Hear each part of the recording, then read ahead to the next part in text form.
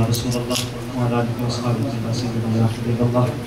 अल्हम्दुलिल्लाह, अल्लाह रब्बुल इज़्ज़त का बेहद व बेशुमार शुक्र है कि उसने हमको आज अपने घर में मिल बैठने की तौफीक बख्शी। उस बाबरकत साथ, बाबरकत महीने और बाबरकत रात में ख़त्म कुरान में शिरकत करने की तौफीक बख्शी। अब इंशाअल्लाह वालिद साहब की गुलपोशी होती है, मैं कसीदा बुर्दा शरीफ पढ़ूँगा और जो हज़रात इसके बाद इंशाअल्लाह जो है वो आगे हम प्रोग्राम बनाएंगे। सारे मोहब्बत से कसीदा बुर्दा शरीफ पढ़ेगा। मौलाया सल्ली व सल्लिम दाइमन अबदन अला हबीबिका खैरिल खल्क़ि कुल्लिहिम। मौलाया सल्ली व सल्लिम दाइमन अबदन अला हबीबिका खैरिल खल्क़ि कुल्लिहिम। मौलाया सल्ली व सल्लिम दाइमन अबदन अला हबीबिका खैरिल खल्क़ि कुल्लिहिम। ऐ शहंशाहे मदीना अस्सलातु वस्सलाम। शहंशाहे मदीना अस्सलातु वस्सलाम। ज़ीनते अर्शे मौला अस्सलातु वस्सलाम। ज़ीनते अर्शे मौला अस्सलातु वस्सलाम। मौलाया सल्ली व सल्लिम दाइमन अबदन अला हबीबिका खैरिल खल्क़ि कुल्लिहिम। जो भाई हम साहब की खिदमत करना चाहते हैं, मैं डब्बा लेके आता हूँ, यहाँ बैठे तो इंशाल्लाह आपने इसमें डाल दें। इसी तरह इस्लामी बहनों की तरफ भी जो बहनें की खिदमत करनी चाहें तो दो बहनें वहाँ पर डब्बा ले लें, तो उनकी खिदमत के लिए पैसे इकट्ठे कर लें, फिर हम यहाँ पर जाए। जज़ाकल्लाह खैर। अल्हम्दुलिल्लाह, शुक्र अल्लाह का बेहद व बेशुमार शुक्र। और हाफिज़ कुरान की क्या शान, ये तो दुनियावी है। बरोज़ हशर हाफिज़ कुरान के वालिदैन को ऐसा ताज पहनाया जाएगा जिससे सूरज की तरह चमक रहा होगा। तो हाफिज़ कुरान जब आएगा तो अल्लाह रब्बुल फरमाएगा तो दुनिया में मेरी किताब को अपने सीने में महफूज किया है, तो अब ऐसे कर कुरान की आयतें पढ़ता जा और जन्नत की मनाज़िल को तय करता जा। जितना याद होगा, जहाँ तक याद होगा वो तेरी मंजिल होगी। तो अल्हम्दुलिल्लाह, अल्हम्दुलिल्लाह, अल्लाह रब्बुल इज़्ज़त वालिद साहब का पढ़ना अपनी बारगाह में कबूल व मंजूर फरमाए। जिन साथियों ने सुना उनका सुनना अपनी बारगाह में कबूल व मंजूर फरमाए। यकीन माने कुरान के पढ़ने का ना हक अदा कर सकते हैं, ना उसको सुनने का हक अदा कर सकते हैं। कुरान का सुनने का मज़ा जन्नत में आएगा।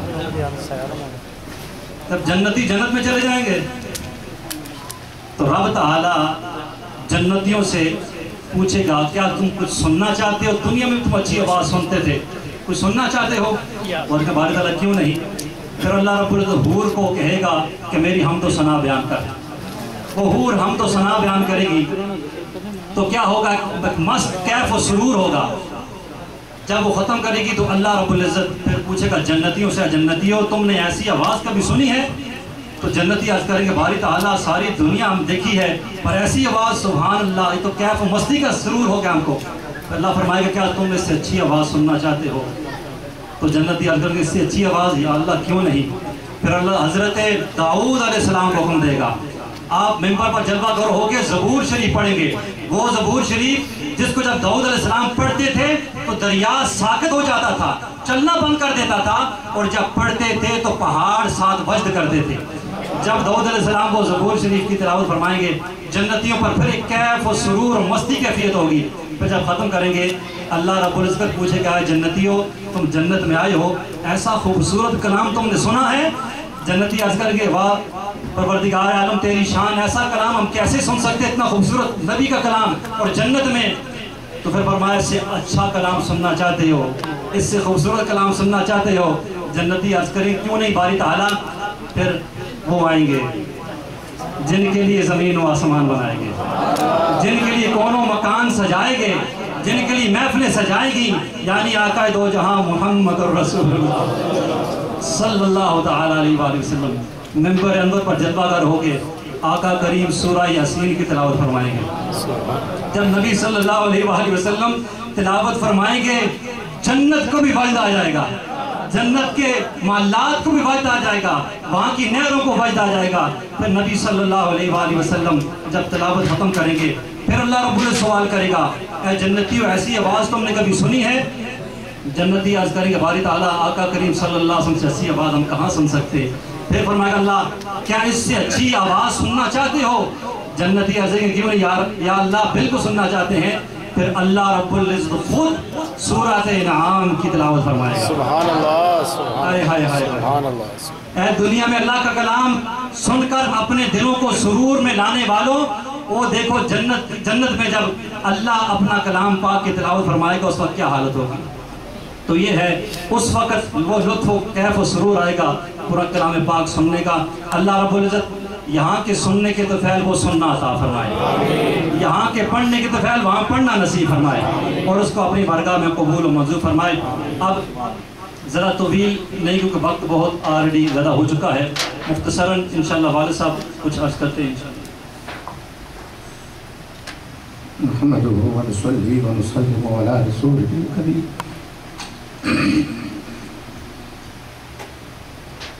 محترم بزرگوں، مہربانوں، ساتھیوں، میں اس قابل تو نہیں تھا، لیکن آپ نے مجھے قابل سمجھا اور قرآن پاک کی تلاوت سنی، اور اللہ رب العالمین کا لاکھ لاکھ شکر ہے کہ رمضان شریف میں اچھی طریقے سے قرآن پاک کی تلاوت کی گئی۔ آئندہ بھی اللہ تعالیٰ ہمیں صحیح پڑھنے کی اور سمجھ کر پڑھنے کی توفیق عطا فرمائے۔ آپ لوگوں کا بہت بہت شکریہ، آپ نے مجھے اس قابل سمجھا اور میں نے قرآن پاک سنایا، بڑا لطف آیا مجھے زندگی میں، پہلی دفعہ اتنی مطمئن ہو کر میں نے قرآن پاک سنایا۔ اللہ تعالیٰ آپ کو جزائے خیر عطا فرمائے۔ السلام علیکم ورحمۃ اللہ وبرکاتہ۔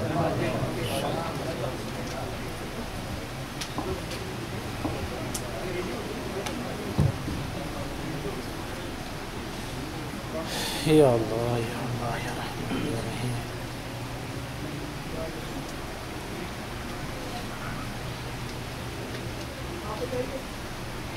اعوذ باللہ من الشیطان الرجیم، بسم اللہ الرحمن الرحیم۔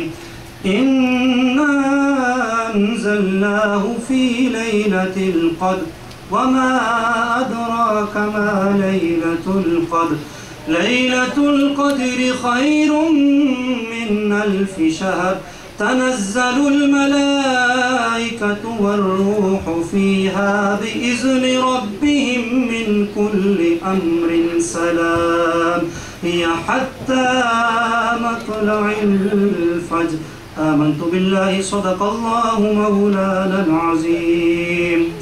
اس سے پہلے کہ اپنی آج کی رات کی جو ہماری فنڈ ریزنگ ہے اس کی طرف آؤں، شب قدر کی دعا جو ہے پڑھ لیتے ہیں سارے، تاکہ ممکنہ شب قدر بھی ہے، اور زیادہ علماء یہ فرماتے ہیں 27ویں کی رات ہی لیلۃ القدر ہے، تو تاکہ اس کی فیض و برکات جو ہے وہ ہم سب کو مل جائیں انشاءاللہ عز و جل۔ محبت سے پڑھیے گا، لا الہ الا اللہ الحلیم الکریم سبحان اللہ رب السماوات السبع ورب العرش العظیم لا الہ الا اللہ الحلیم الکریم سبحان اللہ رب السماوات السبع ورب العرش العظیم لا الہ الا اللہ الحلیم الکریم سبحان اللہ رب السماوات السبع ورب العرش العظیم. یعنی اس کا ترجمہ بھی سماعت فرمائیں اور یہ مسجد گلزار مدینہ کی طرف سے تحفہ لے کے جائیں. یعنی خدائے حلیم و کریم کے سوا کوئی عبادت کے لائق نہیں. اللہ عز و جل پاک ہے جو ساتوں آسمانوں اور عرش عظیم کا پروردگار ہے. اب اس رات میں اللہ کی رحمتوں کا نزول اس قدر ہوتا ہے، مغفرتیں اس قدر تقسیم ہوتی ہیں اور فرشتوں کا نزول اس قدر ہوتا ہے کہ جتنے کے زمین کے ذرات ہوتے ہیں اس سے بھی زیادہ فرشتوں کا نزول ہوتا ہے. اور لیلۃ القدر میں جو علماء فرماتے ہیں کہ 27ویں کوئی ہے، اس میں ایک حضرت عبداللہ ابن عباس رضی اللہ تعالیٰ عنہ بھی ہیں، حضرت کعب الاحبار رضی اللہ تعالیٰ عنہ بھی ہیں. اور اسی حوالے سے اس کی وجہ یہ ہے کہ ایک وجہ وہ بیان کرتے ہیں کہ اس سورہ میں 30 کلمے ہیں. کتنے کلمے ہیں؟ 30 کلمے ہیں. کتنے کلمے ہیں؟ 30 کلمے ہیں. اللہ نے ہمیں یہ انگلیاں دی ہیں، بعض وقت ہم گنتے ہیں. چاہے آج رات اس سورہ کے کلموں کو انگلیوں پر گنتے ہیں اور دیکھتے ہیں کہ کتنے کلمے ہیں، تاکہ یہ انگلیاں بھی گواہ ہو جائیں کہ اللہ کا کلام اس پر گنا گیا. تیار ہیں آپ لوگ؟ بسم اللہ الرحمن الرحیم. اِنَّا انزلناه فی لیلۃ القدر وما ادراک ما لیلۃ القدر لیلۃ القدر خیر من الف شہر تنزل الملائکۃ والروح فیہا بإذن ربہم من کل امر سلام. یا کتنے پر پہنچے آپ؟ 27 پر پہنچے.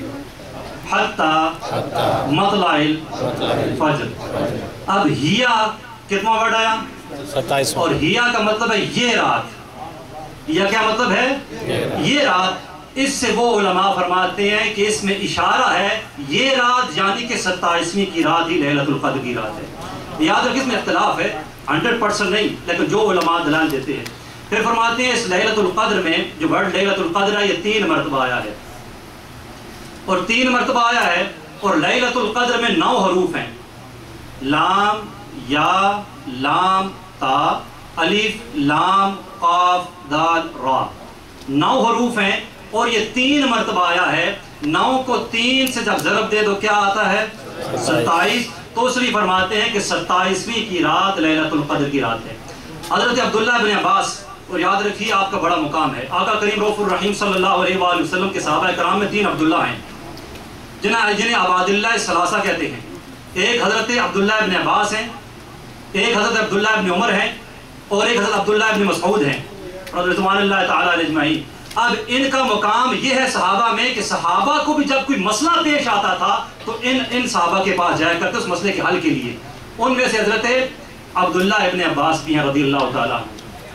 حضرت عمر رضی اللہ تعالیٰ کے وقت محفل سجی تھی تو لیلۃ القدر کے بارے میں گفتگو ہو رہی تھی. اس کو ابن کثیر نے بھی اپنی تفسیر میں لکھا ہے اور وہ عجیب و غریب حقائق بھی آپ کے سامنے میں بیان کروں گا کہ جو لیلۃ القدر کے حوالے سے ہے. تو جب اس بات کو کہ لیلۃ القدر کب ہے تو حضرت عبداللہ ابن عباس رضی اللہ تعالیٰ عنہ کو تو انہوں نے فرمایا تم خاموش رہنا. آپ خاموش رہے، گفتگو ہوتی رہی. 21ویں کو ہے، 23ویں کو ہے، 25ویں کو ہے، 29ویں کو ہے، 27ویں کو ہے. جب سارے خاموش ہو گئے تو حضرت عمر رضی اللہ تعالیٰ نے فرمایا حضرت عبداللہ ابن عباس رضی اللہ تعالیٰ سے کہ تم وہ چھوٹے تھے کیوں نہیں بولتے؟ انہوں نے کہا مجھے آپ ہی نے منع کیا تھا، بولنا نہیں ہے تو تم بولو. تو آپ نے فرمایا کہ اللہ رب العزت طاق ہے، وطر ہے اور طاق کو پسند کرتا ہے. پہلی بات جو کہی. اس لیے یہاں پہ جو مشائخ ہیں صوفیاء ہیں وہ فرماتے ہیں طاق عدد کو پسند کرنا یہ اللہ کی سنت ہے. اس لیے ہمیں بھی چاہیے جب کوئی چیز کھانے میں کاؤنٹ کرنے والی ہو تو جب کھائیں، مثلا افطاری میں کھجورے کھاتے ہیں تو کوشش کیجئے کہ طاق عدد میں کھایا جائے. وہ چیزیں ہم کاؤنٹ کر سکتے ہیں ان کو طاق عدد استعمال کیا جائے تاکہ یہ نسبت خداوندی کا جو تعلق ہے یہ بھی ہمیں حاصل ہو جائے. اب یہ ہے کہ اللہ رب الطاق ہے اور طاق کو پسند فرماتا ہے. پھر آپ نے فرمایا کہ اللہ نے دنوں کی گنتی 7 دن رکھی ہے کہ 7 دنوں میں دن پھرتے ہیں. پھر فرماتے ہیں 7 اللہ نے آسمان بنائے ہیں، 7 زمینیں بنائی ہیں. پھر فرمایا کہ جب آقا کریم صلی اللہ علیہ وسلم طواف کرتے تھے تو کتنے چکر ہیں؟ 7 چکر ہیں. اور جب صفا مروہ پہ چکر ہیں تو کتنے چکر ہیں؟ 7 چکر ہیں. جب رمی جمرات کی جاتی ہے تو کتنے کنکریاں اٹھائی جاتی ہیں؟ 7 کنکریاں اٹھائی جاتی ہیں. اس طرح آپ نے بہت سے دلائل دی قرآن سے کہ اللہ نے جب اناج، کھیتوں، کھجور اس کا تجربہ کیا تو جو چیزیں پیدا ہوتی زمین سے وہ بھی 7 گنائی. اور ماں کے پیٹ میں اللہ رب العزت نے جو بچہ بننے کے طریقے بتائے وہ بھی 7 بتائے. اور بہت سے دلائل کے آ کے فرمایا کہ میں تو اس کو 27ویں کی رات میں پاتا ہوں. تو ہمارے